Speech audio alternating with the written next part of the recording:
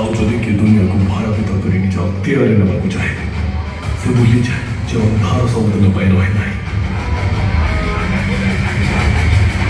ତାକୁ ଦୂର କରିବା ପାଇଁ କେହି ଜଣେ ମଧ୍ୟ ସଂକଳ୍ପ ଥାଏ।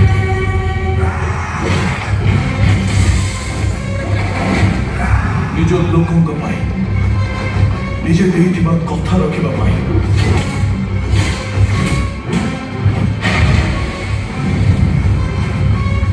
ଯେତେ ଅଧିକ ହବ ଅନ୍ଧାର, ସେତେ ଭୟଙ୍କର ହବ ପ୍ରହାର।